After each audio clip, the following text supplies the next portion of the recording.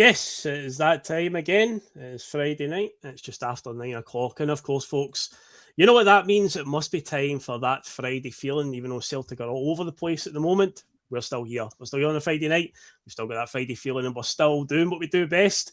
Looking ahead to the game at the weekend and talking about all things Celtic. So thanks for coming along and joining us, folks. And of course, it is Friday, so there's got to be a right-hand man here with me, Canada's favourite Tim, the wise man of the bus, Liam. Other than Celtic's erratic form, how you doing, mate? Oh, no bad, no bad. Good New Year? It was all right. I mean, it was quiet. Not as quiet as the Celtic board, but it was very quiet here. Great weather, loads of fireworks going off. A massive explosion on my street. Thought a bomb had went off, but it was just my son said, no, it's just he put all these bangers together and it makes this type of explosion. But Jesus Christ, really shit myself. Other than that, it's been pretty good. Good stuff, mate. Good stuff. I imagine Vancouver probably does it better than what we get over here. And for the New Year celebrations, the Scottish celebrations have kind of fizzled out over the years. It gets less and less every year, and you see some of these other celebrations when the New Year comes in. But I'd imagine Vancouver does it pretty well. But yes, speaking of big bangs, there's one person we're hoping to make a big bang tomorrow, and it's obviously the manager, Wilfried Nancy. He certainly made a big bang today with that press conference, and a comment already. Also, Ian had said the bus being kept in the garage for a last-minute motivational speech. Yeah, speech being the key word here, because my God, that is what we will be leading on once we do all that good stuff. Because wild, never a dull moment with this club. So yes, before we get into that, then as I said, do all that good stuff, folks. Help us out massively again on the channel. Into 2026, well, obviously we've got targets. We've already passed 1,000. We're creeping up on 1,500. We're actually over 1,400 subscribers now. So again, Thanks everyone for tuning in, whether you're a Celtic fan or a fan of another team that maybe got a bit of a chuckle out of some of our results recently. I have noticed that when it comes to fan media. Good numbers usually go hand in hand with bad results. It's a bit of a double-edged sword, that one. But either way, thanks for the click, thanks for the view, and thanks for subscribing, whatever you did. But of course, hit the like button tonight. Help us out to reach more people out there in the world of YouTube who like Celtic content and podcast-related content. Then we're more likely to pop up on their recommended videos. Hit the subscribe button. As I say, plenty of people have been doing so recently. So hey, why not join them? Keep us in your life that wee bit longer. Hit the bell notification. You'll be notified when we're on the road. Let's see who is in the chat tonight. I expect it'll be quite a busy one as well, Liam. Got that funny feeling. Hugh Jameson is in. Graham Tyrrell is here. Ian is here. Rory, Jim C, Smell the Glove, Ian McIntosh, Jim Dolan, Timmy Bing. Who else have got? A lot of the regular names all popping up. I think I've seen Teresa Lyle in there somewhere, if I can find one of her comments to click on. There's Stephen McCarthy, Teresa Lyle. So I've given everyone a shout out so far who's dropped a comment in, so please keep doing so throughout the night, and we'll do our best to get around and interact with you and let us know how you're feeling. I've got a funny feeling that the general consensus amongst fans is we're not particularly looking forward to this one, which is a bit of an unusual world to be in. Usually when this fixture rolls around, everyone's buzzing, but I can understand the apathy around it right now. I can truly get it. What else can you do? Of course, if you want to become a Boys in the Bus member and help us out with $1.99 a month and just keep the diesel in the tank and just keep it all churning over nicely, then you can do so if you wish. It's not mandatory. We're never going to put anything behind a paywall on Patreon and say, you better pay to watch that one. We're never going to do that. Not a chance at all. But it just helps us out massively in that case. And if you ever wish to catch up via audio, if you like to just get your fix of Celtic podcast via audio, then we have got a link to our SoundCloud website down below in the description, and you can get all the audio of our shows on there. So yes, well, that's said and done. Liam said we'll lead on the presser today. Interestingly enough, and I didn't pick up on this point a few weeks ago, I think we had just lost to Dundee United, and the presser for the Aberdeen game, they didn't have Wilfried Nancy do a presser that day.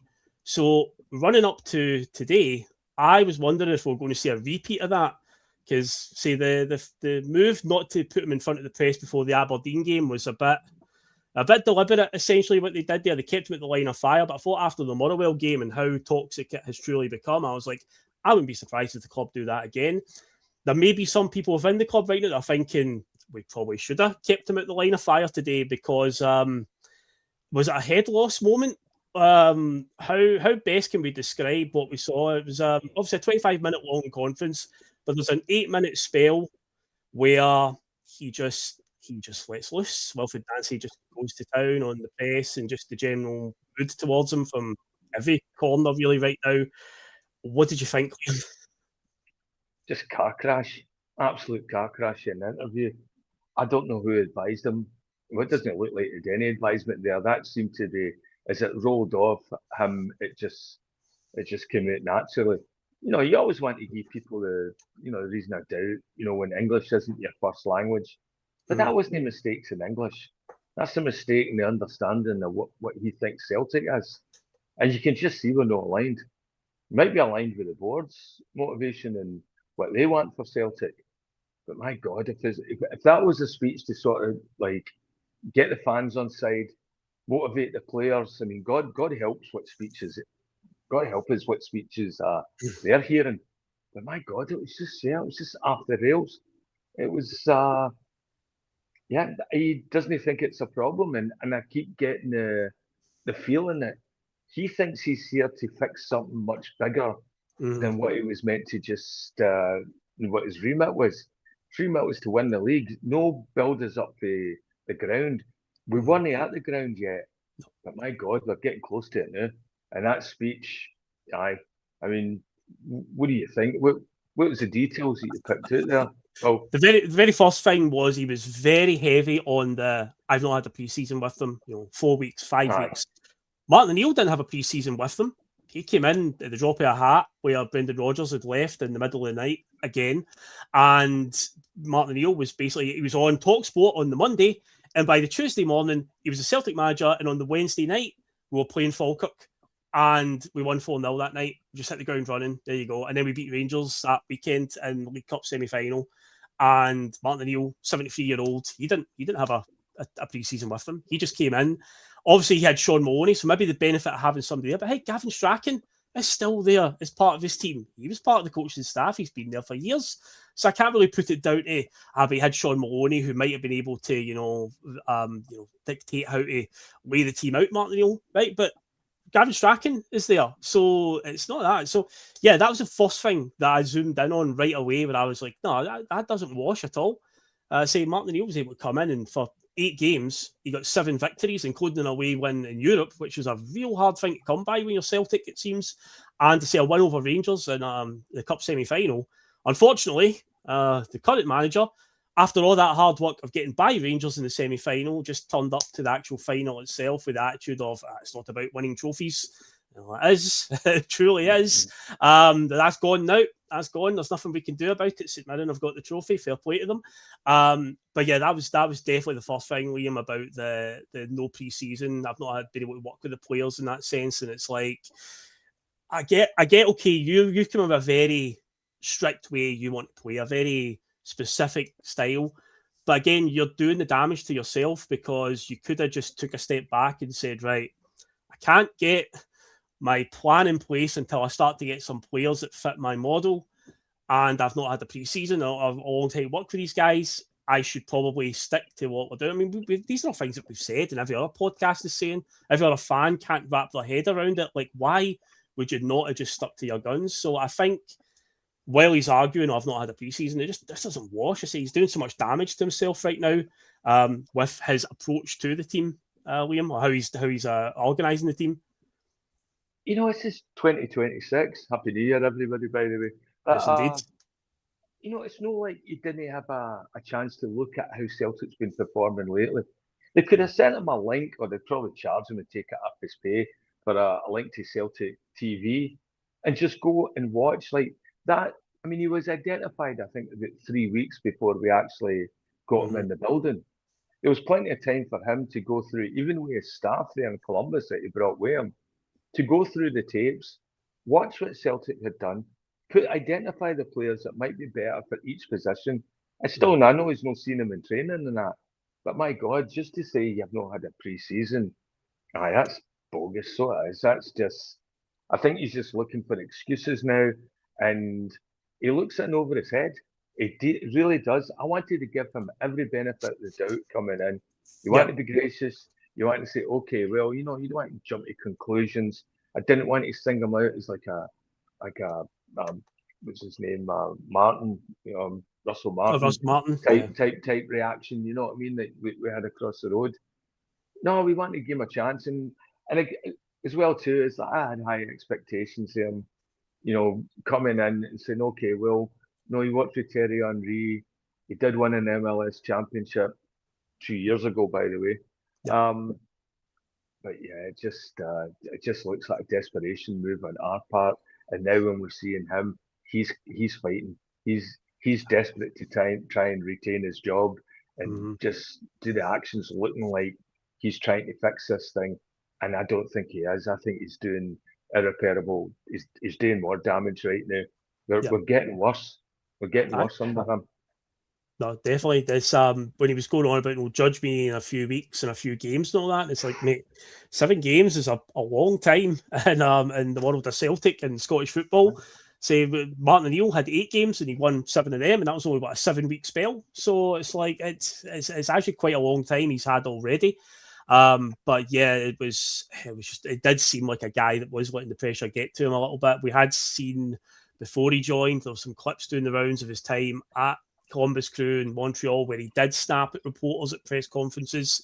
So it did have a few hallmarks of that. But yeah, very, very concerning. And it's just another thing to add to the list of things he said that worry us. And again, as you said, it's not a translation thing. It's not like he's saying it in French. There's words getting jumbled up and whatnot. He said some things very clearly from the moment he's came in, where it's like he doesn't quite understand the gravity of this job. Now, there is a comment here from Jim Irvin, and he is correct, because if you look at the league table, if you want to be literal about it, and Wilfried Nancy did highlight this today, he went, we were only 3 points behind at the halfway stage. We're second. And yeah, again, from an outsider looking in, somebody who's totally oblivious to Scottish football, if they looked at the Scottish league table right now and went, still 3 points behind, same number of games played as Hearts at the halfway stage.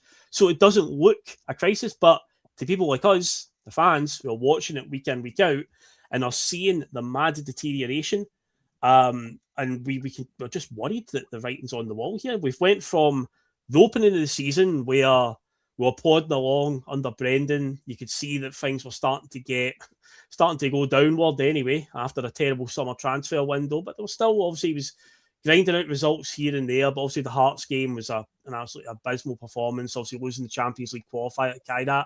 But then Martin O'Neill comes in with the same set of players, and by hook or by crook is finding ways to win. But this guy's whole Wilfried Nancy's mentality is, I don't want to make him sound so naive in this sense, because at the end of the day, he's not a rookie. He's not a rookie. He's 48 years old, right? And he's from a country where football is a big sport, France. I know he's managed in the MLS, but it does feel like, because he's only got managerial experience in the MLS, he's very much got that mentality towards how their system works.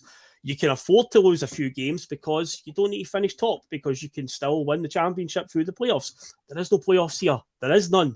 So it's like you either win it or you do not. You get nothing for finishing second. And the way he's just talking and that sort of blasé, lackadaisical sort of attitude towards a lot of things, where it's like, do you actually get what is on the line here? But today, I think, was the first time where I think there was a bit of a head loss moment, and the pressure is starting to get to him, I think, Liam, with the snarkiness that he was showing there today. I don't think he's even had the pressure yet. I think people have been pretty hands off with the Christmas season and all this stuff up. There's been plenty of distractions. Now that we're into January, and as you informed me this week, Phil, there's no winter break this year. All eyes are going to be on him for every single game. Mm-hmm. And he's coming to a culture in America where, a city like Columbus, there's probably more eyes and more press on high school baseball and college football, certainly more fans than what the Columbus Crew get, in any way. It's no heavy football town, and so it's, I think he's going to get it tight. And I think we're going to see him more snapping. If he's snapping in the press in Columbus, which is probably about 2 or 3, journeyman writers that probably cover more than one sport. wait till he starts, just being more aware of what's been said about him within the podcast world, and then even worse at Celtic Park tomorrow, if he doesn't get it right. If we show up with another performance, what we did against Motherwell the other night, I mean, we made Motherwell look like Galacticos. They were,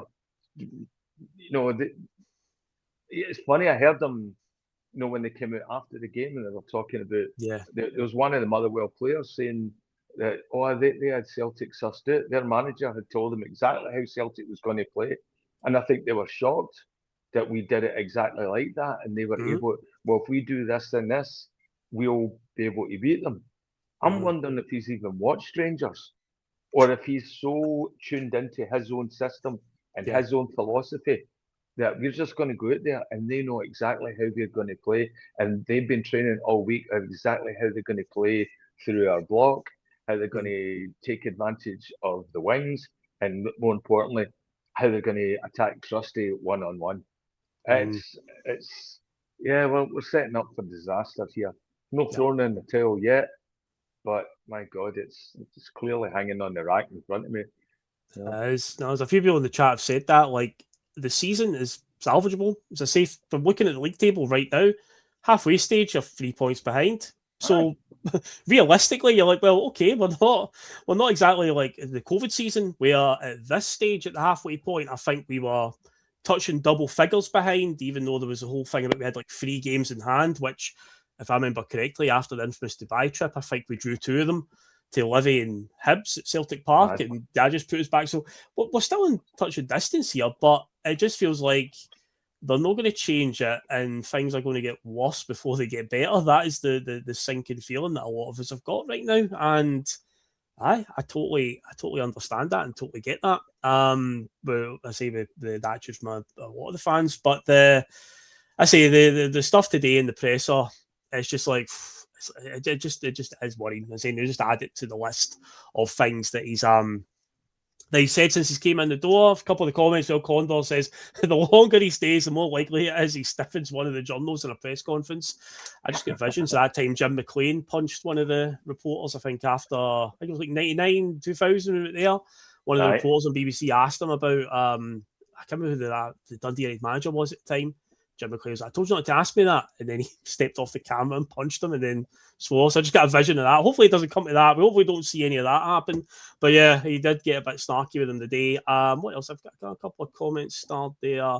Well, yeah, I'll go on to, in fact, this is a good one from AGSC Tech. I always flub that one whenever I go to say it. Too many syllables for me. But he says, all the media focus on Nancy, when in fact Danny Rowe hasn't won any big games for Sevco.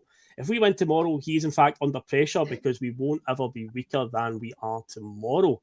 Interesting take to look at it that way. And this is an a point that obviously Tuesday night, myself, Liam, and Terry, we were also on for the Motherwell post-match. And off air, Terry said to us, and I don't 100% disagree with this, I think we can win tomorrow. But the caveat to that is, we can win, and then we'll undo it somehow by losing to Dundee United, Falkirk, or Hearts in the next couple of weeks, because that's just the way this season's going, Liam.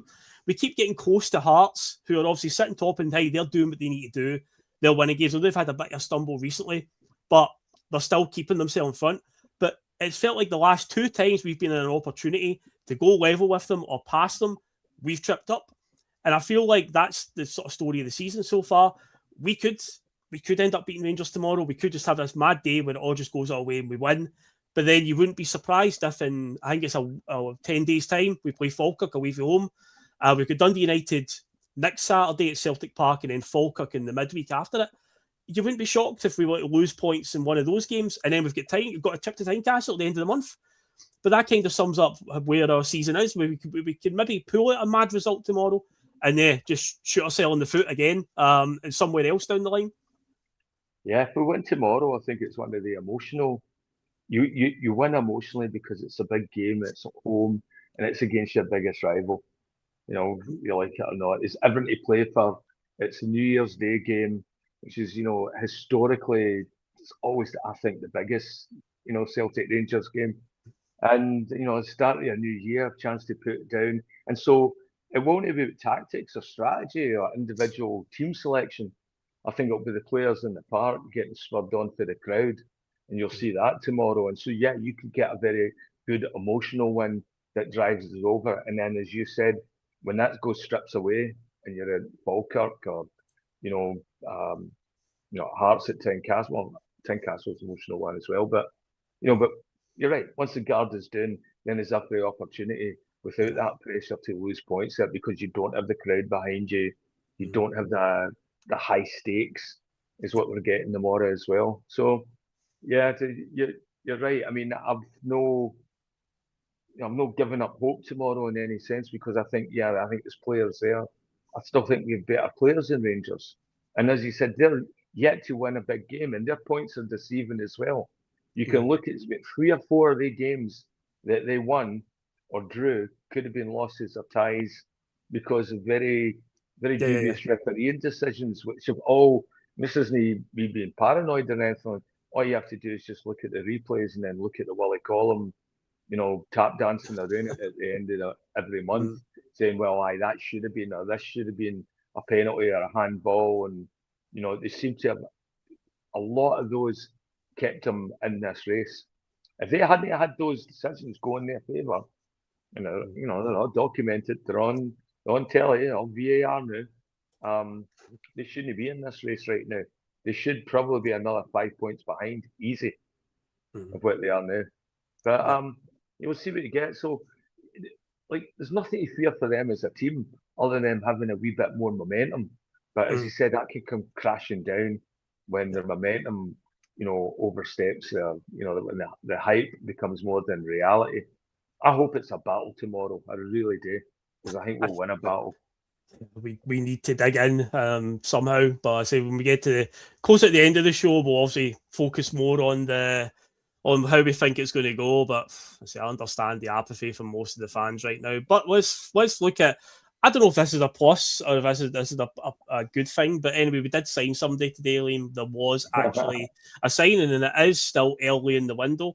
It wasn't quite the striker that Terry was saying needs to be in 1 minute past midnight on January the 1st. Sadly, if they had a striker lined up, they were too busy bringing in the bells, I guess, for that to be finalised. But we did sign Julian Arojo from Bournemouth on loan to the end of the season.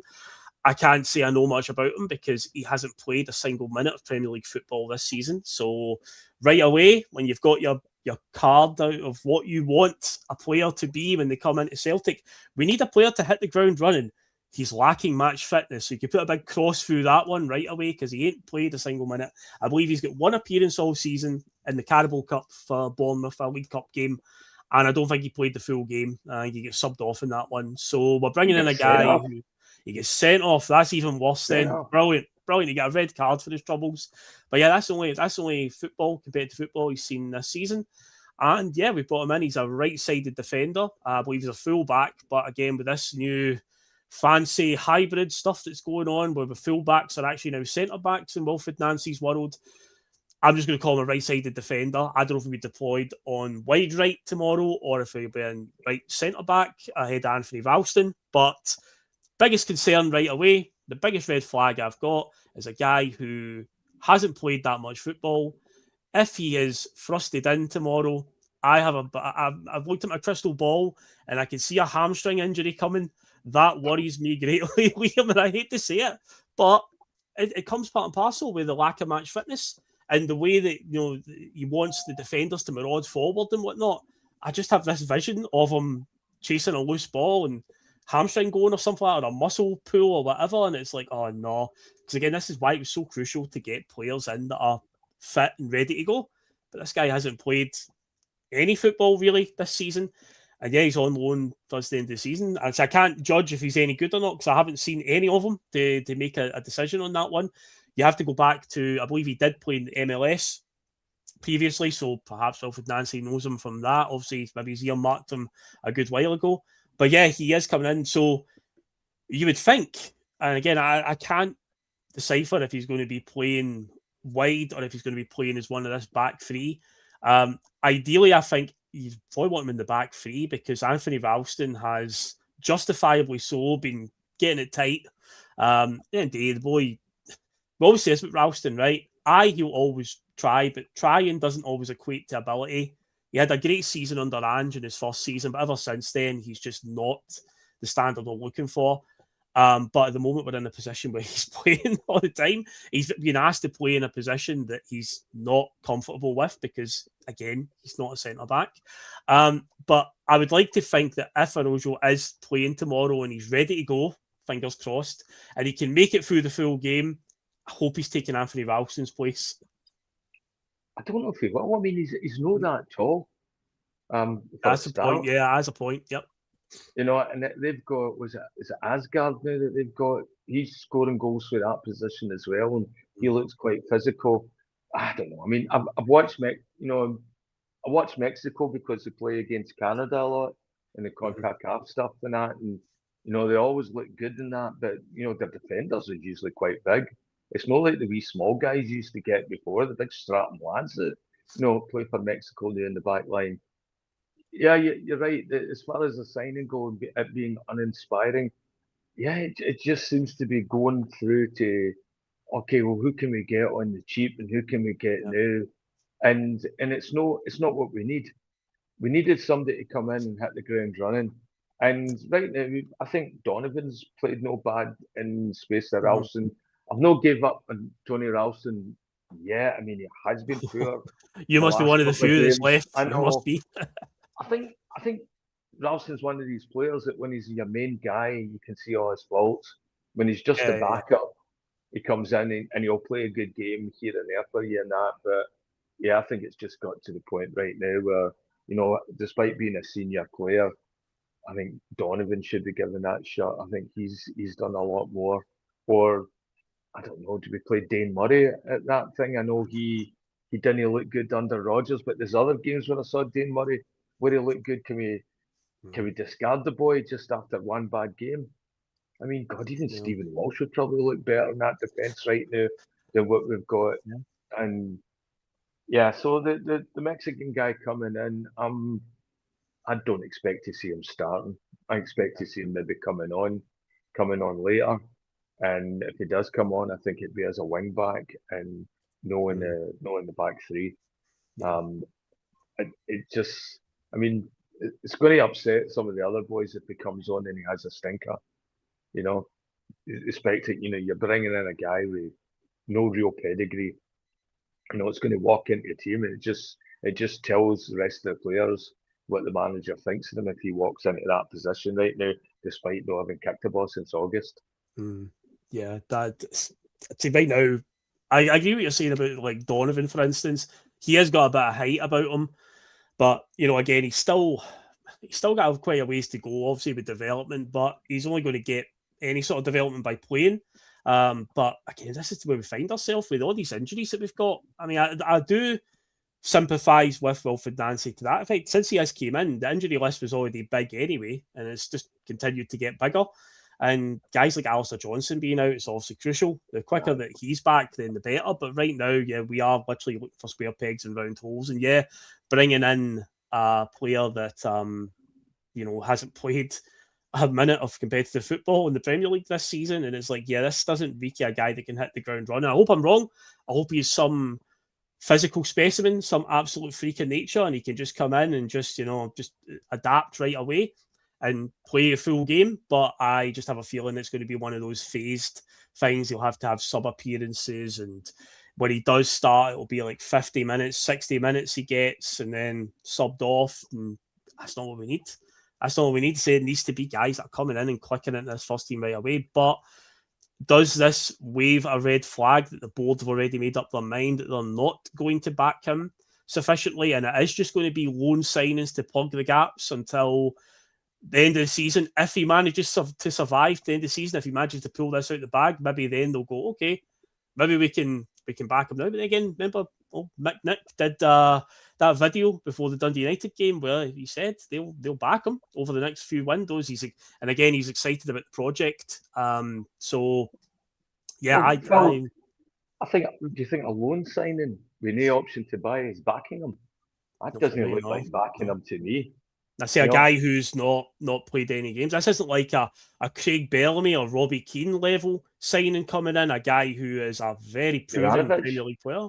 No, that type of loan is a guy who isn't getting a game at all. A team that I think are 15th in the Premier League, 14th, 15th, Bournemouth. I know last season he had quite a good season by their standards, but this season they're rooted in the bottom half of the table, so they're not even like punching above their weight this season. So yeah, it doesn't scream back into me, Liam. I think it's a 32-year-old that's keeping them at the place as well, Smith. It's getting the games ahead of him there. Yeah, it doesn't look like our doctor of football is ready to operate yet. So no quite. Because another thing you want to bring up, obviously, is there is a new appointment coming in, and Lauren highlighted in the comments. Hopefully, the Chelsea scout coming in means Tisdale's time is up. I didn't know the boy was coming from Chelsea, but I did see a tweet or a Facebook post or something. He posted it on some social media somewhere, LinkedIn, whatever. He's excited. Now his name is James Bell Walker. James Bell Walker. Great. Sounds like I hear that name and somehow I want to have a drink. Well, I see that name, James Bell, and I see, unfortunately, and again, this just sums up the banter years of this season. I see Jimmy Bell, and I'm like, oh no, that's a bad sign. That name right there and there. I'm like, oh no, surely not. James Bell Walker. But I did see whatever he posted on whatever social media thing saying he's excited to join a club with ambition. Ambition, Liam. There's a word. Ambition. What do we think as Celtic fans about those who run the club and their ambition, mate?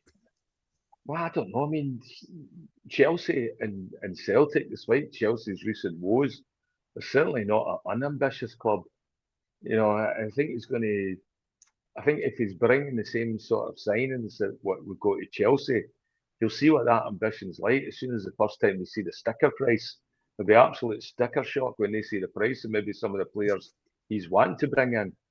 So what I read about him so far, he's a specialist on strikers and centre backs. Well, that's great. Handy. That's handy. Yeah. But honestly, does it not worry a bit that? So he's been available for 2 months. He left Chelsea 2 months ago. So we could have had him in 2 months ago. There's no signing window on scouts and backroom staff. And this is a guy that could have been in even a month ago, 2 weeks ago, identifying some of the players that we might, be interested in to see if they could come in and hit the ground running for what is a big game tomorrow against a team that's chasing us, our biggest rival, in the first game of the new year. Chance to sit down and set an imprint of what this team is going to look like going forward. And we're just signing the scout now. So the recruitment's just starting now. I don't know. That's another just Celtic shooting themselves in the foot when it comes to how they do their business and that. It just doesn't make sense. I'm glad the guy's in. He sounds like somebody we should be going for. I'm glad he's came for Chelsea and some MLS team or somebody I've never heard of before. But the timing's just that should have been 2 months ago, that signing. That should have been, because you make a good point there. Very good point. But again, are we surprised? Are we surprised at all? We've needed to get a forward in particular lined up for a while now, and we're going to go into this game tomorrow, and it's going to be Maeda, most likely, who was completely invisible on Tuesday night, as were most of the team, to be fair. Nobody got pass marks at all for that performance against Motherwell. I don't know if with Johnny Kenny will suddenly get wheeled in and Maeda will be deployed in a wider position. Who knows? But I think out of the options available, probably is Maeda is the best option right now, the forward thing. But regardless, we should have had this lined up, because this goes back a year to the January window a year ago. Kyogo left at the tail end of the year. We put all our stock in Adam Idah because we were 14 points, I think, in front of Rangers at the time, and it was like, we'll be fine. One of these will kick the can down the road until the summer window. We'll be fine and dandy. Then he didn't account for Adam Idah just starting this season abysmally. He was awful. I know there's a lot I mean, obviously I loved Adamida just for that moment of the Scottish Cup final in 2024. I'll never ever forget that moment. Genuinely one of the best experiences I've ever had in a stadium. I felt like I had an out of body experience. That's how wild it was in the stands, genuinely. But yeah, but obviously he had his moments here and there, but very much a confidence player. And when his confidence was on the ground, he was just invisible. So they didn't account for that, and then didn't even think, okay, well, let's get another striker in. We don't need just, we signed Adamida for, what was it, 9 million quid. We don't, we still get other options in, because either, when he's out of form, he's really out of form. They didn't do that. Then they just let Adamida go. And yeah, they've left us now with Johnny Kenny, Shun Yamada, and very out of form Daiza Maeda, who, as it's already been said, wanted to leave in the summer.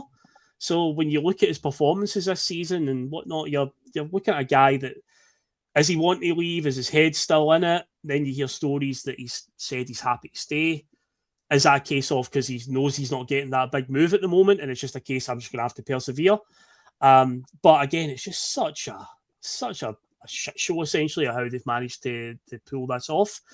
And again, I just hope this new scout coming in, I hope he has got some things lined up in terms of strikers. But coming in now, instead of, as you say, weeks ago, we could have maybe had something lined up to go ready in the first day of this window. But I can foresee the end of this window, we're still scrambling around looking for another forward option, Liam. I just have that feeling that's going through me right now, and I don't think I'm the only one that thinks that.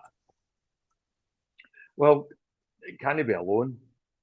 We've got to push it out there and get a proper striker. I mean, Iheanacho's on loan. We need to get a striker that's going to actually be signed with the club. Someone going forward. I don't know. I mean, even at this stage, right? 77 million in the bank. That's mental. I mean, even if you took a stretch and go Bowie for Hibs, or anybody that's scoring in Scotland right now that we could probably get, or just poach. We've thrown a bit of cash at a club. It would have been well worth the punt just to have, starting the new year, with a striker that we have right now we can develop. And I'd even take Old back at this range. It's just dire. Kenny just fills me with dread every time I see him now. It comes on, and I've never seen a boy look so lost on the park before. I'm trying to think of all the strikers we've had, even going back to Patrick Klamala, and I remember that, was it Cameron Harper, the American boy that came on that there was a big buzz about him. Yeah, I remember him. Yeah, I mean, all of them have looked more apt and more comfortable up leading the line than Johnny Kenny has, and yet he's done it for Shamrock Rovers. He's done it in UEFA with them. He did it under Martin O'Neill. He had a couple of flourishes pre-season under Brendan Rodgers, but you see him right now that he is so confused out there and doesn't have a deep understanding of what he's supposed to do. That he's not doing it. And if he'd have put the chances away that he's been given in the last, those last 2-3 games before the Motherwell one, we wouldn't be having this conversation right now. We'd be looking forward for him leading the line and saying, okay, we'll get a tune out of him, like Martin did when he played against Rangers the last time. He scored against them. And I don't know. I mean, somebody said in the chat when I was scanning through that we need a football psychiatrist as well as a football doctor. Johnny Kenny will be the first on the couch.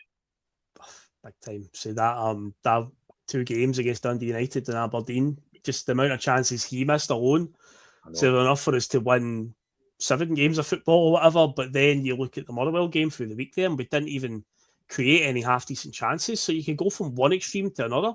Because like me and Terry, I think we'll talk about that after the Livingston game on the post-match, saying, if we get in a striker, it'll probably solve a lot of the problems, because we're obviously now making a lot of chances. The first couple of games, to get used to it, you could see the players, but then you look at the Aberdeen game, the Dundee United game, and the Livingston one, and you're like, right, now we're making loads of chances, we just need a good striker. But then you get that through the week against Motherwell, and it's like, that isn't the only problem here, because if you get a day where they're not making anything happen, what do you do? So it just shows you, and I said that to you and Terry on on Tuesday night. It feels like every game now we play, another problem sprouts up. You manage to cover up one hole, and then another hole appears where you're like, oh. So that's what it's generally starting to feel like. You just discover a new problem where it's like, yeah, this team is going to need realistically 7-8 signings probably that can come in and improve the first team. This is genuinely where we're at right now. And it's not going to happen in a January window. It's just not going to turn around that quickly. So yeah, they have to have an unbelievable next couple of weeks, but see, the track record doesn't say otherwise. But hey, they have appointed a new head scout, and I don't know what they sold him at the interview, telling him about the ambition of the club, but he's putting out there. He's really happy to be joining such an ambitious club. So probably just a party line he's been told to post, probably just something like that, Liam. But yeah, we'll see what transpires with that one. But in terms of some other big talking points that came out of Tuesday night heading into this game with the team selection, I said it on Tuesday to you and Liam, to you and Terry, because obviously we were talking about things that need to happen next. I said at the time, if it was me, one of the first things I'd be doing, and I know that Wilfried Nancy's not going to do this, is Kasper Schmeichel, for his own good, has to be taken out of the firing line right now. He has to. Sinisalo has to be brought back in and has to play, because how many high-profile mistakes has Kasper Schmeichel made from the Scottish Cup final, which was in May 2025, through to the end of 2025 there. It's like they are just mounting up one after the other. And I think it was David Logue that said this a few weeks ago when he was on a post-match show about, it feels like ever since that Scotland game where Denmark got beat and he had an absolute, it just feels like he's rattled. He's absolutely rattled. The fans are always getting on, no matter who we're playing. The fans are giving him stick because he had an absolute shocker at Hampden that night. And yeah, he's had even more shockers in a Celtic shirt at Hampden too. But yeah, that obviously the other night, I know that we talked about that on Tuesday. Well, Wilfried Nancy, for all the pressure that's on him, he isn't the one that kicked the ball right to a Motherwell player, and Kasper Schmeichel's, and for what Kasper Schmeichel did, and he's not the one missing these chances in front of goal like Johnny Kenny was doing. But genuinely, I think he's got to he surely must entertain the idea that Schmeichel is done here. But Tuesday night, there was a very worrying moment. Again, I highlighted it about the pre-match. It was Stephen Craigan was interviewing him on Premier Sport and said, did you have to think hard about bringing Kasper back in? It was just a very dismissive and short, no. That was his answer. There wasn't any sort of diplomatic line, but he was trying to be like, oh no, I had to think of this, and tried to justify it in any way. It was just a case of, shrug of the shoulders. And say to the point where Charlie Mulgrew, when he came back to them on the punditry panel, they were like, how must Sinisalo be feeling about that? He was just so brushed aside there. Like, nah, didn't even have to give him a second thought. But really, Kasper, I just worry that what we saw on Tuesday, that's just the tip of the iceberg. I think there's even more mistakes to come if Kasper stays in goal. Well, at first it was like the mistakes that were coming was like coming from that right side, where we were blaming his left shoulder and saying, okay, well that's not fully recovered yet. He's recuperated for the injury. Now he's finding all sorts of different ways to lose goals. He's getting chipped. He's having balls go through him. The Dundee one, he's having, the kickouts where, first of all, I don't like the way he's doing these kickouts as well. He's not moving with the ball. He's doing it. He's standing still, looking up, and then swinging it like he's swinging a golf club for a stationary position to get the ball. And you can't get any, any coach will tell you that you can't get any volume behind the ball. Can't get your laces through it when you're, coming to that sort of position. And he seems to do that because he's got the ball and he's looking up and he's seeing which one of the two players he can just sort of scoop it to. And when you don't get that conviction behind the ball, and people know that's what you're going to do, that you're playing it out to the back, that you're not going to lump it up, then they're waiting on that. They're waiting to pounce on that mistake. And if you don't think Rangers are not going to be looking at that for every time that he gets the ball, the first thing they're going to do is they're going to move up and they're going to make sure it's like Scales, Ingles, whoever's in that position, Tierney, that they're going to have a man right on them. And so that when he does go for that lazy ball to pass it out, and by the way, he's a much better option than Trusty. but he decided he wanted to go to Scales, and Scales gave it right back to him. And then when he got that, Trusty was gone, or he just didn't fancy that and wanted to put it up to the middle. And God, why he would put it up through the middle, I don't know. Especially when it was full of their players, and then Ingles, him going for it. I blamed him at first, but when you see it on the replay, I mean, he stretched his hoop trying to get to that ball. That's why he ended up in his arse. And then there wasn't the big recovery save after it. He came scrambling out and panicked, and everybody just sort of shifted. I mean, they had more chance of screwing it up with the two players going for the same ball and missing the goal than us even getting somebody in front of it to try and recover that ball. And it was just a calamity. And then the other goal as well, just a few people saying that in the chat about the first goal as well. The cross deep, he's rooted to his line. Yeah. If you watch the replay on that one, he took 2 steps backwards. Because before the ball's crossed, he's already standing on the edge of 6-yard box. And the cross goes very deep, and he goes back onto his line and just stays there as the ball drops in between Trusty and I want to say Ralston behind him. And he's got no chance for that one. The boy gets a clean header. It's away. And I think that's that's coaching as well. I mean, Stevie Woods must be going to have to see it as well, because when you track back like that and you end up back on your heels, well, you've got no mobility. There's no chance of diving at that point. And when you see that as well, he was absolutely rooted to the spot. There was no dive. There was no reaction. So basically, he took himself out to play, put himself in the middle of the goal, and gave the guy both sides to shoot it, knowing that he was going to be able to dive and recovery in any way. Like, if he'd have dived to that left, there's a good chance he could have got a hand on it, nothing. But because he took those 2 steps backwards, because he thought he was in no man's land, he just completely fucked it up. I think he'd had every chance to go for that ball and come out and try and punch it or something. It's what I expected the old Schmeichel to do. But no, he just got rooted there. He basically just shot it and went back on his heels, and it wasn't a good look. And that was a terrible goal to concede.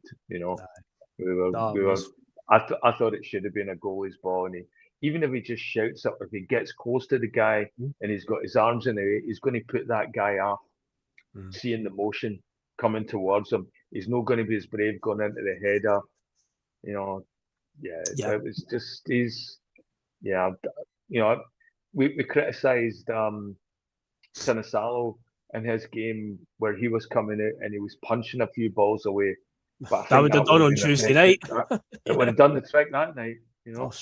God, I get away for the goal at all costs. But I think right now he's just an easy target for all sorts of opposition fans, and he's not doing himself any favours. He's a target for us in terms of us giving him abuse right now, because he ain't doing himself any favours at all. He has got that. He's got an arrogance about him as well that makes him an easy target. Yeah. And you can see that. I said before, he's like Nepo baby. I think he's came through the football world unscathed and untouched, where he probably didn't get a lot of criticism. And he's done well to, carry on for the career his father said. But my God, you could tell he's had every advantage and every opportunity, and so he's, I think at this point what we're seeing is we're seeing the downside of his career coming right now, and and if this is him playing for a new contract, only Celtic would be daft enough to give him a new one. The only place he should be going, if he should be at Celtic next season, hell, he shouldn't be at Celtic for the rest of the season. If we can move him on soon, I would look at it. But say this club is in a state of flux right now. But I can see him, if he continues playing on and doesn't retire after the World Cup, then he could go out to Saudi Arabia and join Brendan. I could see that. That would make sense at that stage in his career. Go out, play in the sunshine, play out there. But that's hopefully that's not an us problem in the summer, because this should definitely be his last season. If he's here to the end of the season, he shouldn't be beyond it, because it's the rot is well and truly set in with him. Actually, I would look to have Sinisalo back in, but I just get a funny feeling that it's not going to happen with the way Wilfried Nancy was so dismissive about Sinisalo the other night. It's like the wee things like that But so we talk about body language and just the way he just was so quick to just be like, no, and just shrugged his shoulders. And it's like, well, Sinosalo ain't getting much. He was only playing against Livy just because he had to. It wasn't a case of he thought he would try Sinosalo out, just see how he does. So I don't think that's going to change. In terms of the three at the back, oh God, I think you're probably right. It probably will be Rouse that will start. I would love it if Arojo came in some capacity and started, but again, with his lack of match fitness, I see it being a phased introduction to the team. Ideally, you want him to come in and hit the ground running, but I wouldn't be surprised it'll be Ralston then still. I would opt for Donovan. I think you make a good case there about Donovan. He's got a bit more height to him as well, so maybe that would be the shout. Trusty's going to play and Tierney, and as I said the other night, three at the back isn't necessarily the problem. It's the at the back part that is the problem. If you ask them to just stay in position and just be defenders first and foremost, I don't think it'd be too much of a problem. Because again, looking at history, we're talking about, he's changed this all midway through a season. It was never going to work.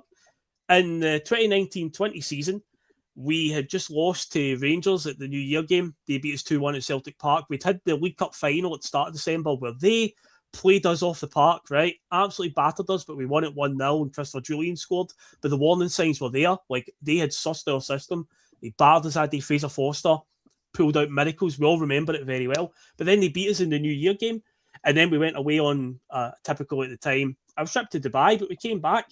And Neil Lennon shifted from playing 4-2-3-1 to 3-5-2.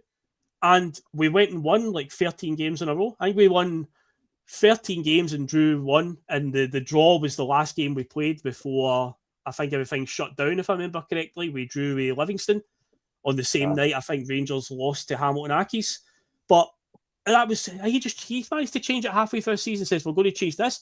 But Neil Lennon didn't ask the three defenders at the back, who at the time would have been Christopher Ajer, Julian, and who would have been the other one that would have been playing at the time? Can't remember who it would have been. But say it was Siminovic, for example, right? He didn't ask them, like two of them, to maraud forward and support the attack and leave one of them on his own. It was like, you three are centre-backs, you're defenders, stay back.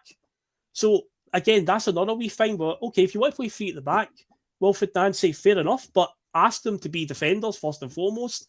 You're asking them to become like auxiliary midfielders or wingers or whatever, and then we lose the ball in a bad position and they just get countered on, and you've got Austin Trusty on his lonesome. But that's what I think the three, that he'll still stick with the three, but he needs to wrap his head around the idea that we are not in a position to be telling these guys to push forward. One of the things that we've said on here many times, Liam, is Anthony Ralston doesn't have recovery pace. So if you're putting him in a position where he's pushing forward, we lose the ball, he ain't getting back quick enough to help out. So that's why we're finding ourselves with Austin Trusty sort of stuck on his own. But that's what he'll do. He'll stick to it. Out wide, Yang's going to play, which is mental that we're in this position. But hey, here we are. And then on the other side, to say if Arojo doesn't play, then it will be Yang on that side. Will Maeda be in the other? Will how will we mix it up there? I don't think there's many great options right now, again, just for the way the squad is. But see, in the middle of the park, this has been a problem all season. It always feels like the midfield three, the sort of central midfielders, we never seem to get a combination that's consistent. I do feel now I'm at a point where I can't keep championing Bernardo as an answer, because when he does get a game, he just doesn't look on it. And again, it could be down to lack of match fitness, match practice, because he hasn't had many games. But again, through the week, totally oblivious. And I think he played another game recently as well. And again, it was just like, he just isn't getting into the game. Then you've got Hatate, who gives away a lot of slack balls, which is a problem for us because the counter-attack. Nygren, again, bipolar player. 1 minute he can score a great goal like he did against Livingston, and then the next minute he's fluffing chances and giving the ball away. McGregor, other than a wee 7-week spell under Martin O'Neill where he looked like he was that was a Callum McGregor we all know and love. He seems to now be, but again, he seems to be the guy that Wilfried Nancy is relaying the instructions through. So Callum McGregor's probably head spinning right now, getting pulled over the sideline all the time with the wee tactics board. It'll tell them to do this and do this. And yeah, again, but he is a captain. You'd like to think that he can take some charge out there on the park. And then, of course, there's the saga of Arnie Engels. And it's like the midfield, every single midfielder seems to be, what is the best? And of course, Luke McCown, who's been deployed out wide a lot recently as well. So there's that one. So right now, what is even the best like midfield free combination for what we've got available, Liam? Well, I mean, it depends on which players are motivated to go out there and play for Nancy. So how much stock do you take on the big rumour that went through this week about the bus stop? The bus stop at half time that saw Tierney no playing and saw Mayada up as well. I mean, I thought Mayada, you could have switched him and brought Kenny on, or you could have, Tierney going after me. That didn't make sense to me, but but he says it's because he was resting him. Resting him? You're resting him against Motherwell. I know that was a weird comment as well. So you're going to wonder. So you're going to see as well if Tierney doesn't start tomorrow. I'm worried about that. Like, so what if there's truth in that they don't want to play for Nancy? You could see that. I mean, Tierney's came back basically as a gift, right? He's came back. He basically sorted his own transfer. That wasn't a piece astute, recruitment for the board in any means. Tierney recruited himself back to the team that he loves, the team that he wants to play for, and now he's getting this carry on, getting hooked at half time, things like that. He'll want to play in this game tomorrow, and he's. I think it's the Scottish players and the players, Maeda, Mutati, the players that have played this fixture before that know what it counts for, are the ones that are going to get you through it tomorrow. It's not going to be Negrin. He's still doing that thing, scoring goals and cutting his ears to the fans and all that sort of shit. He's another one that don't think has any idea what it is to be a Celtic player. You just see a daft 23, 24-year-old boy there when I see all that shit coming in. That's where somebody older in the squad needs to pull him aside and say, "Fucking wrap that shit. That's not going to do you any favours, son." So yeah, it's what you're saying. Yeah, what players are going to show up? What players are going to do it? To me, I don't know. Engels always looks. He's just got that. Talk about their lasses with bitchy resting faces. He's just got one of the lazy bastard resting faces that just looks like he can't be arsed off the time. There's no energy or anything about him where you see him getting angry or upset or trying to win a ball back and going over, where he just seems to be very, very just neutral the whole time. And I want to see players getting fired up. And if you can't get fired up for this fixture, you shouldn't be at Celtic, because this has to be fire tomorrow. I want to see a battle, because right now we're not playing silky smooth football. And so that means that players are going to have to go out and battle and win every ball. And we've not been doing that lately. And so he's got to figure out, and I don't know if he can, which players are going to fight for him tomorrow. Just like Neil Lennon, up in that game in Aberdeen, just like other coaches, that when you figure out when your job's on the line, when Andrew's here as well, you've seen Callum McGregor step up. You've seen other players coming in. Greg Taylor, Tony Clarkson stood up for Ange to turn it around. But you see guys like Jota and Cameron Carter-Vickers, Matt O'Reilly, they all wanted to earn their place at Celtic. And these are the big games. I know it's just another 3 points, but these are the games where you show up, whether you really want to prove it. You don't have to prove it to Nancy, but you got to prove it to us, the fans, the ones that support you through and through, to show that you want to be a Celtic player tomorrow. Or if not, it's got to be a clear out as well, but got to get some in first. Definitely do. We definitely do need that. But yeah,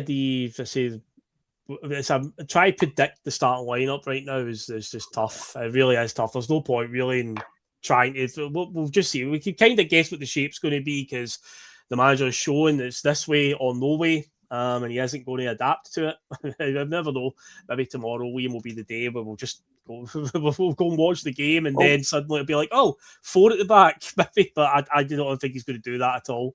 It doesn't seem that way. But yeah, we'll just need to wait. I hope there's a mystery striker flying in right now that's ready to start. That just shows up with his boots in a plastic Tesco bag like Tierney did.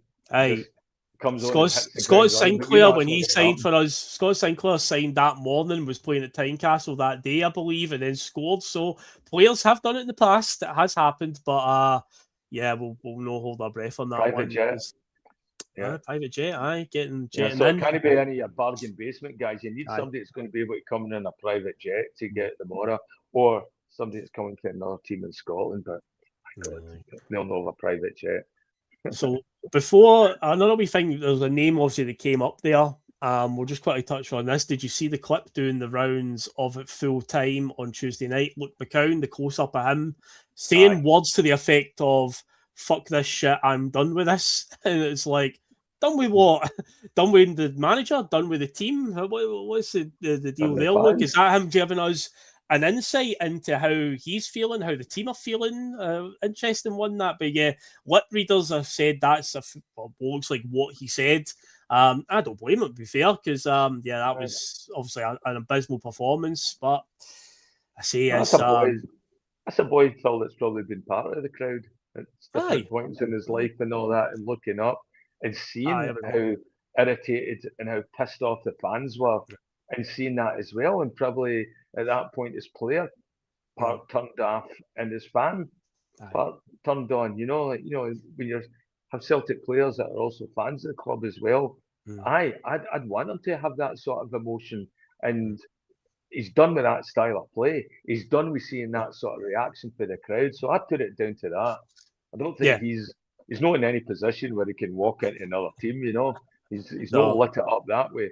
He's done with that, shot in the park, and he's another one that I think should play against Rangers, because I think we need to get as many Scots boys on the park as Mora that understand. Get the guys on that understand. James Forrest. James Forrest. And those things that you get on the wall whenever there's a fire, in case of fire, break glass in case of emergency. We've got one at Celtic Park with James Forrest's face in it. In case of emergency, break glass, get James Forrest on the case. Aye. It's an emergency because he always goes hot and cold against Rangers. You never know what James Forrest is going to get. Totally. We've had that conversation in this pod many times where we've talked about what Forrest is going to, sometimes he disappears against Rangers. Sometimes he's man of the match. Which one are you going to get? But I think those are the ones that we have the best chances with tomorrow, because, I don't see any of the others. Yang's hot and cold as well. I thought he was starting to do a turn, but now he looks completely lost. That's the problem. It's a regression of all the players that we've had. There's nothing that we can move forward with and say, okay, well, we've seen steps going here. When Ange was there, you could see what he was trying to do, and you could see the style developing. With Nancy, after that last game, it's regressed, and that shows me those players don't want to play for him. So get the players on that want to play for the fans. Yeah, for a shadow of a doubt. And in terms of the quote, Graham Tyrrell says, apparently what Luke McCown said was, "I'm sick of this shit." So that's what he actually said. And again, don't blame him. A few follow-ups on that. Fan 1967 Tick says, "Cannot blame McCown being asked to play left back. Total joke." That's true. He's always getting deployed out wide. Graham Martin says, "Look, in the heat of the moment as a Celtic fan player." Agreed on that one. Jim Ovens says, "If he's sick of losing, then play better." Jim Ovens not having it. Luke, play better, mate. Hugh Jameson saying Luke was just speaking for me. I think he was speaking for all of us. Again, just a fan in him. Just, again, you're Celtic, at the end of the day. I know Murrow played well this season, right? For their standards. I know on Tuesday night, Terry had, in amongst his rant, he went, "No, Hearts are shite and Motherwell are shite." And they're playing well this season, these teams. But on normal circumstances, Celtic shouldn't be having trouble with these teams. But we find ourselves in a position where they are giving us trouble.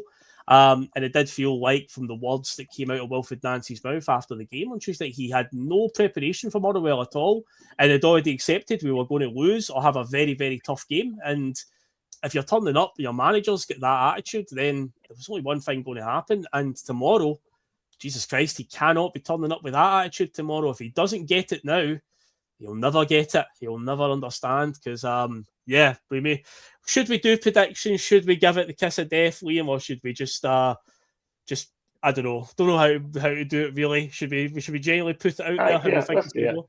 Let's do it. All right, Liam. How do you think the game's going to go tomorrow? 3-2 Celtic. Well, you say 5-4 to Celtic, some sort of mad scoreline. One of these, they score 4, we'll score 5 types of attack. That seems to be Wilfried Nancy's tactic. 3-2 Celtic. I see McGregor, McCown, Tierney. Oof, well, there you go. It's going to be the Celtic supporters that are going to pull us out of this. It's going to have to be. Let's And see. we've got McLean as a referee, and we've got Clancy on VAR. Okay. So don't expect any. Well, at least we don't have Dickinson or that fucking idiot Robertson. So I don't know if the referee will play as big as a part as they could. So all the usual suspects there. So I think we've got a home crowd, New Year's Day. I think it's going to be 3-2, but I think it's going to be the players are going to be dig us out. It's not going to be tactics. It's not going to be strategy. Yep. As far as I know, Dermot Desmond and Ross Desmond, heard that in our podcast that they'll be in the crowd tomorrow, and I think the pressure's going to be more on them than it is on the players. Yeah. Or Nancy. Yeah. They'll know a lot about it more before Nancy does, because imagine the amount of anger and energy that will be. If we go down it early at any point, the amount of abuse that they're going to take, even without the Green Brigade there, is going to be like nothing they've ever seen. If he thinks he's painted a target in his back, no, incompetency is played to that target in your back, and right now it's a lot bigger in your back. It's you and your dad's stupid giant mustache, the whole lot of you getting nuked tomorrow, because you can't be toxic. You can't be hiding tomorrow. That's one of the things I am least looking forward to tomorrow. If we are in a scenario where we are behind or we lose the game, it's going to be ugly. I mean, I've been to some games, and not even just recent times, but over the years that I've been going, there has been some horrible atmospheres, but I've never known it to be at the level it is now. And if we lose this tomorrow, or even just say during the game, find ourselves behind, if it goes 1-0, 2-0, if it starts getting away from us, good grief, I can't even fathom what it'll be like. It'll be absolutely horrific. And I say the worst bit is, does it even cost him his job if we do lose tomorrow? That's the bit that worries me. I just feel like they are determined to stick with this guy. Surely, I mean, Ange Postecoglou got the boot after 8 games at Nottingham Forest, after no winning a game, and this is his 8th game tomorrow. It's like, it's not, just admit you got it wrong. There's nothing wrong with putting your hands up and saying we got it wrong. If we lose this tomorrow, then it's very hard to come back from this. But at this stage, the season is still salvageable, because we are still in a second place. We're not double figures behind the league leaders, so it is still salvageable. But I just don't know. It'll be horrible. Remember, Ange goes solo, so it was easier to get rid of Ange. We've now got all his backroom donkeys as well that have come with us, and the doctor of football, doctor of madness, Paul Teasdale. I mean, the doctor, he's got to go as well, because he has to. Yeah, it's him, and Desmond's, and it's got to be like, if it goes wrong tomorrow, I think there needs to be a full flush. I think that's maybe one of the sneaky ways is why we haven't built up for tomorrow. It's like, well, let's see how it goes. And that way, if we get somebody to come in, well, or we can use the excuse that, well, he didn't have his full complement of players that we wanted to get in. Well, that's the director, the doctor of football that went on holiday right before our biggest potential signing, of the season. So I think heads will roll tomorrow if it doesn't go the right way. Yeah, indeed. Well, let's get some predictions in from the chat. So Jamie Brown saying first goal will be more crucial than ever tomorrow. I agree with that. Great. Sugarman says can't see us winning, but can see them scoring 3 or more. I can see that, no. Oh no, don't. Stubboy says going for a nuanced 2-1. A nuanced 2-1. There we go. That's an interesting word to use to describe. Spelt Nancy wrong. Well, maybe that's what he was going for there. Nancy. Mad Pop 1 UK says 4-4 and everyone is confused. I think it would be. I'd be on the floor after a 4 each draw. I don't think I've ever had a 4 each draw in person. 4-3 I've definitely experienced in person, but never had a 4-4. Jesus, don't think I could handle it, especially given who we're playing. Oh dear. Kev1 says 2-1 the Hoops, hopefully more. Fingers crossed. Paul McFarlane saying 2-0 to Celtic. Stephen Millsy says 3-2 Rangers. I predicted Murrow would also be. Oh, he's saying 3-2 to Rangers. Oh, Stephen. Stephen. But I understand the AFI. I get where people are coming from. Green Tyrrell, he's going for a Desmond. He's going for a 2-2 there. So Desmond 2-2. What else we got? 5-1. 5-1. The fact that the scoreline is written with the 5 first says the home team. So hopefully that's a prediction for 5-1 in our favour. Jim Irvin is saying 3-1 Celtic. So yeah, a relatively positive comments, but I'm approaching a bit more trepidation than that because I just don't. They're Graham Williams saying 4-2 to us, but yeah, we'll just need to batten down the hatches, Liam, and just go for it. They say we can't escape this game tomorrow unless there is a mad blizzard overnight and maybe the game gets called off. But now we need to just go and just get it played and just get this done. Rip the band-aid off, and we'll deal with the fallout, however it goes. Are you going to be joining Terry on the post-match tomorrow? Are you going to be able to make it? I told him, yeah, I'd be. Okay, cool. Well, I'll get that. For me, nothing else to do. I'll get that set up because as I did have to. This is the second or third time I've had to say this in the comments after shows. Once again, I was asked after the Motherwell game in the comments about, Phil, you should host the post-match shows, but as I've said loads of times, I don't host them because it's Terry's part of the show, because he's on every show. I'm not on every single one. For the home games especially, I'm there. So it's a big order to ask me to go to the game, to get back at a decent time, to go live, to go on. So that's why Terry hosts them. I'll jump on where I can, but it's Terry's show, and I think Terry's been doing a great job at it. I can't stress enough how great I think Terry's been doing. You know, he's a character. What was it? Somebody called the other day. It was a big sensible Terry. At one point, we were doing the Livingston game. Somebody had a 3-word description. Big sensible Terry, apparently. There you go. But no, Terry's doing a great job. I say he's a character. Real. You should name a drink that in Glasgow. Just order a big sensible Terry. It's got to be something like giant milk in it. Maybe a White Russian. But no, he's real and he's raw. He's very emotional, and he loves the extra responsibility, and he knows what he's doing. So yeah, so Terry will be here with Liam for the show tomorrow. So the game's 12:30 kickoff for Celtic Park time. So you're looking at, so it'll probably be about back at 2-3 o'clock. Maybe it'll probably be the time it will start. So hit the subscribe button, hit the bell notification, and you'll be notified when the post-match show is on the road. Hopefully it isn't one of those ones that gets big views because we've lost. Fingers crossed on that sense. Hopefully it's a routine victory and everything is normal again.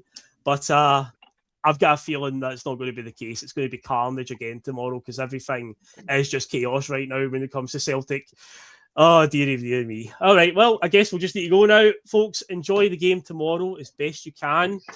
And yeah, Liam, you enjoy it as well, mate. And catch Liam and Terry on the post-match tomorrow. We'll see you then. Thanks for tuning in. Hit the like button on the way out. And for the love of God, Celtic, if there was ever a game to get your act together, this is it. So come on, Celtic. Just do it. Let's catch you later, guys. See ya.